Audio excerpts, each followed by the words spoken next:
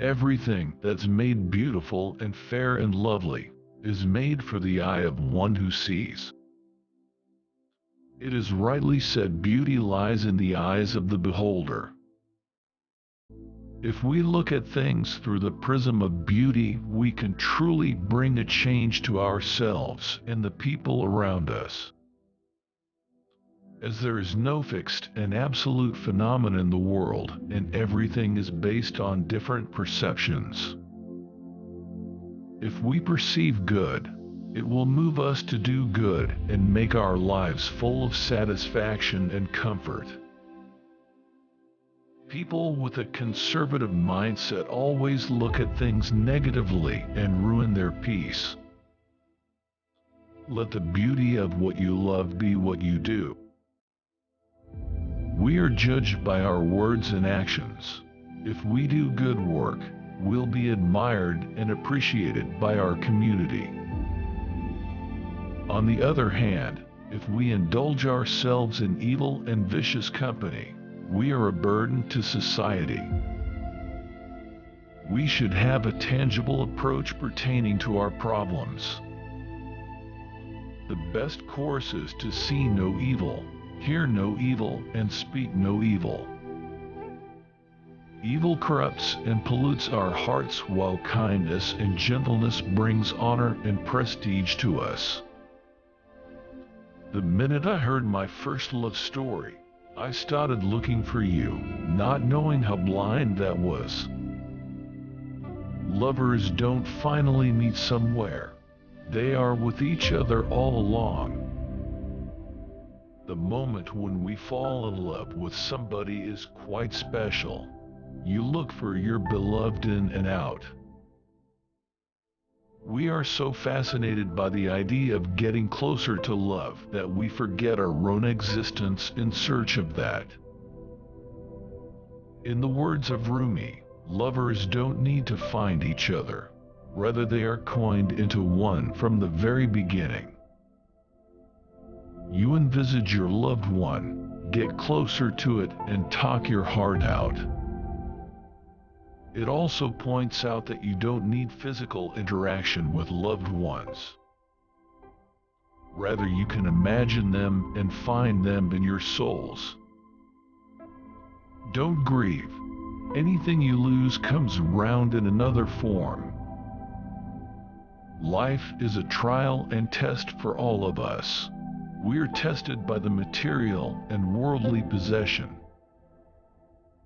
We must have the courage and patience to remain steady in the moments of distress and chaos. Nothing is permanent in this world, and everything has an end. What is lost will come to you in any other form. There is no need to panic and worry, but to be resilient and big-hearted. Sometimes, we lose our near and dear ones, and then they are replaced by new ones and fill the gaps in our heart. Thus, the best way to lead a pleasant life is to let go of everything. If something is destined to be yours, it will remain so no matter what may come.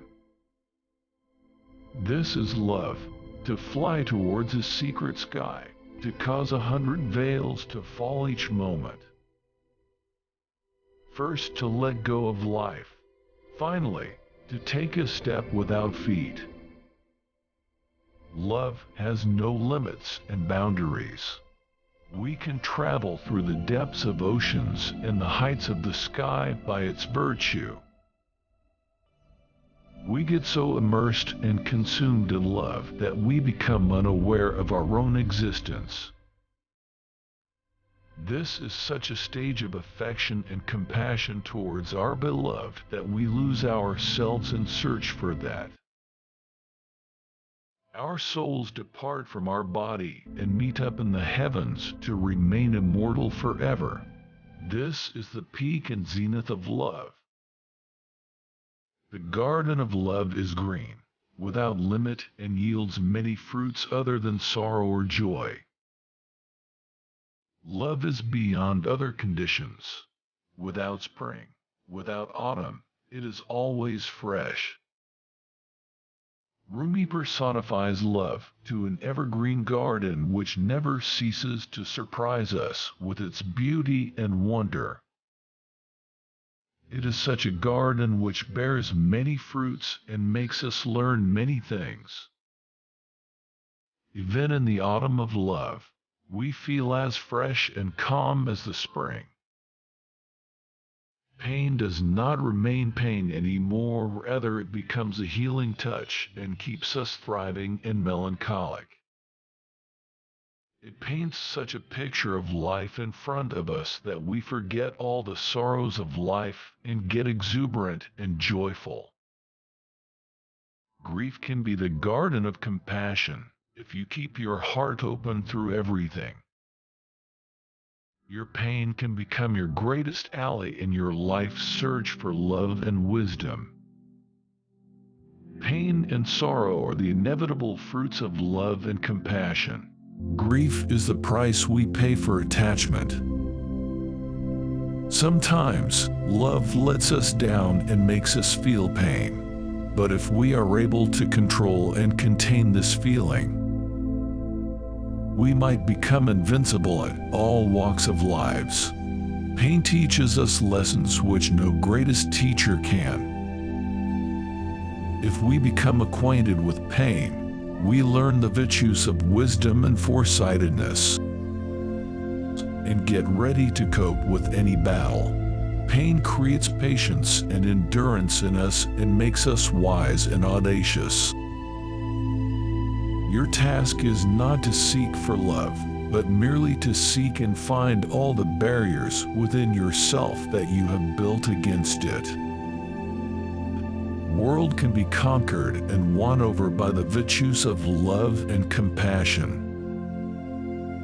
No amount of hatred and enmity is tantamount to that. Anger only satisfies our ego and bears us long-term repercussions.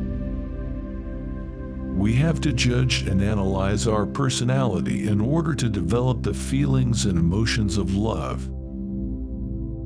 There are obstacles within ourselves which deviate us from the path of love and affection.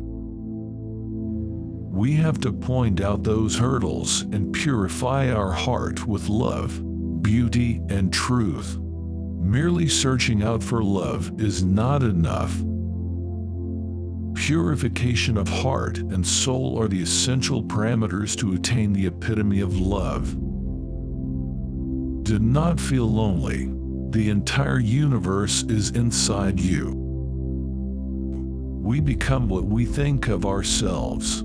Solitude and loneliness sometimes brings us joy and comfort which nothing can match. We are embedded and filled with emotions which makes us feel captivated and mesmerized. Rumi endorses loneliness as a secondary factor and opts for a moderate and more real